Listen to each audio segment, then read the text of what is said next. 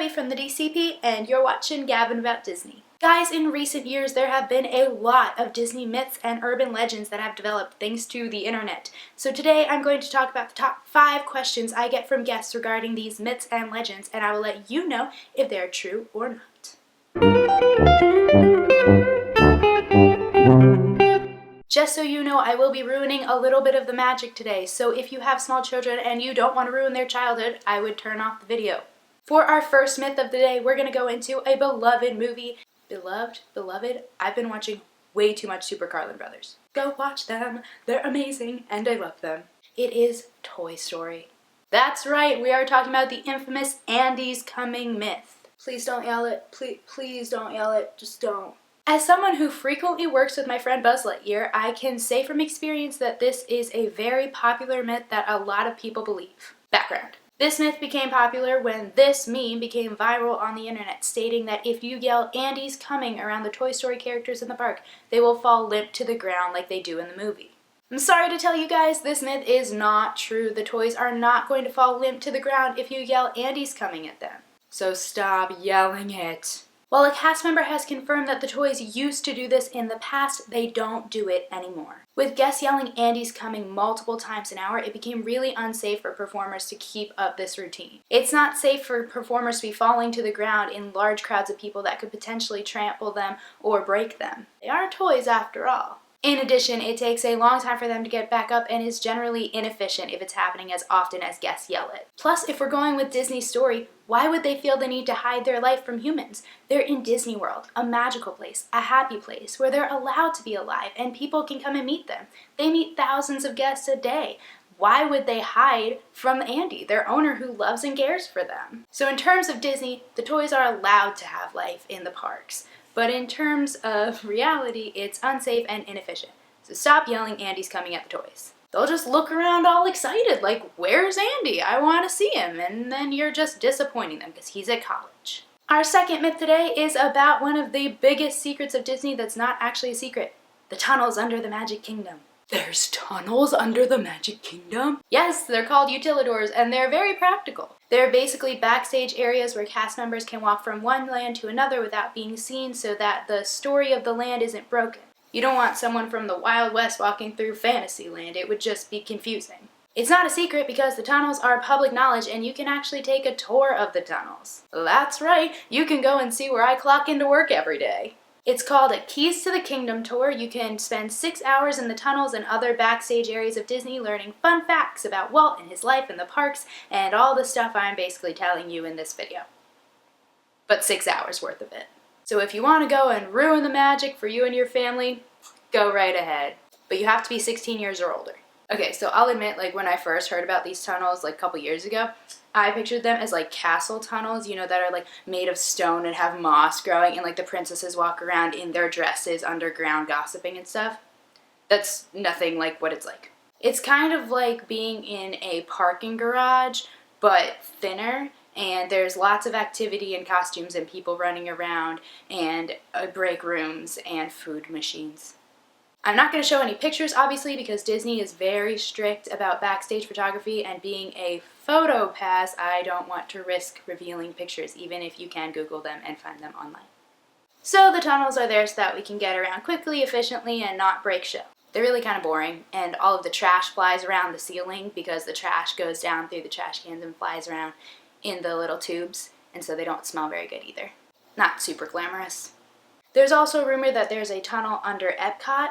This is partially true. There is a tunnel under Epcot. It's mainly used for food and merchandise deliveries. I don't think cast members frequently go in there. I've never been in there. Most cast members just walk around the normal backstage areas. That's why Magic Kingdom's the best. And of course, Hollywood Studios doesn't need this because, like I was saying before with the story of Hollywood Studios is that it's a working set. So of course you'd have multiple costumes in multiple locations. Sets are kind of kooky in that way, and so you don't have to hide cast members in different locations. In Animal Kingdom, well, backstage is a jungle there anyway, so I'm just not even going to address that. Okay, this next one is seriously gonna ruin the magic for some of you, so if you really don't like having the magic ruined, don't listen to this one. Just skip to the next part of the video. Myth number 3, Tinkerbell is a guy? So Tinkerbell flies from the castle every night to start off the fireworks, and it is magical and she is lovely from a very far distance. For this one, I'll just say that it is extremely windy sometimes at night and really difficult for Tinkerbell to get all the way from the top of the castle to her landing perch in Town Square, and so sometimes she needs a little bit of extra strength.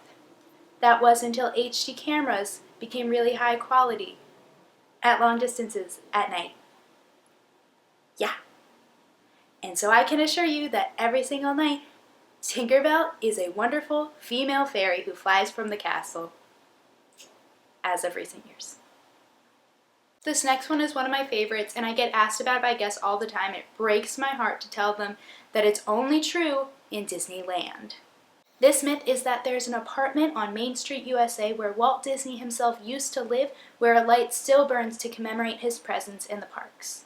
This myth is true, just only in Disneyland. Back in the 50s, when Walt was building Disneyland, he did have an apartment built so that he could work from home and oversee the building of the parks. Sometimes his family would visit him there and they would all hang out in the apartment while he worked. This is the only picture of him and his family inside of the apartment.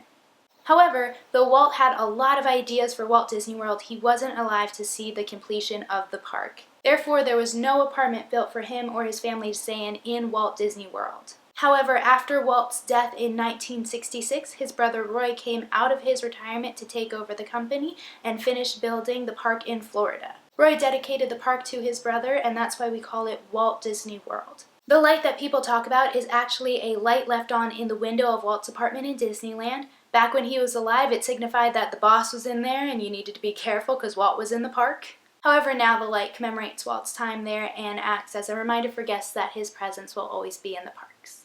Guys, for my final theory, we are going to talk about one of my favorite actors, Johnny Depp. Savvy. This theory has multiple layers to it, and I'm going to be honest, I have not found a solid yes or no on the internet. People are really back and forth, and there's not a lot of evidence to support that this is true. So if you do your own research and find out that it's true or false, please let me know. But for now, I'll just tell you what people think because it's really fun to talk about. This theory has multiple parts to it, so I'm going to break it down slowly.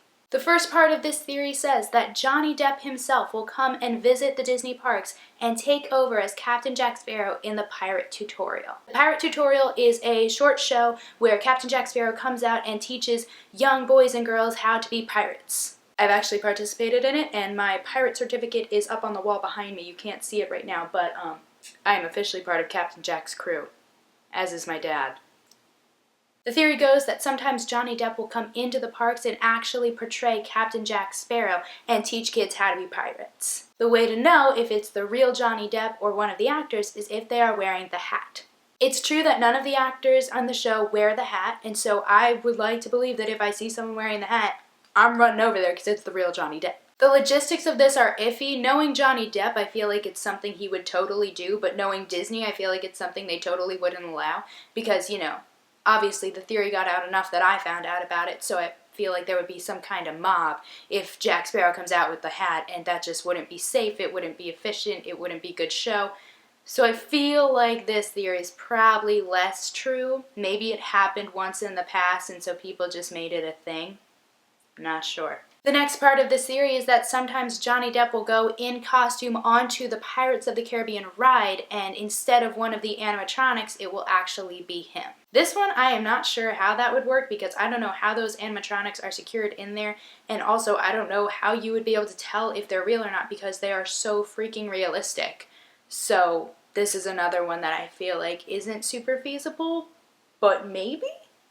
The third part of this theory has been confirmed by a cast member. I asked someone who works pirates and they told me that this does sometimes happen. The face character of Jack Sparrow will finish up his Pirate League tutorial and come onto the ride and act as a fourth Johnny Depp animatronic. So typically there's only 3 on the ride. You see him in a barrel behind a wall and singing at the end. And so the theory goes that if there's a 4th Jack anywhere, the one that was out of place was actually the real Captain Jack. Anyways, either way, I think it's super fun to imagine that Johnny Depp is running around the parks with his hat on, acting like Jack Sparrow and creating chaos. I also think it's really fun to think that sometimes the Jack Sparrow from the show enters the ride just to mess with people. I think that would be really fun. I'd be all about that. I think that should be a thing if it's not.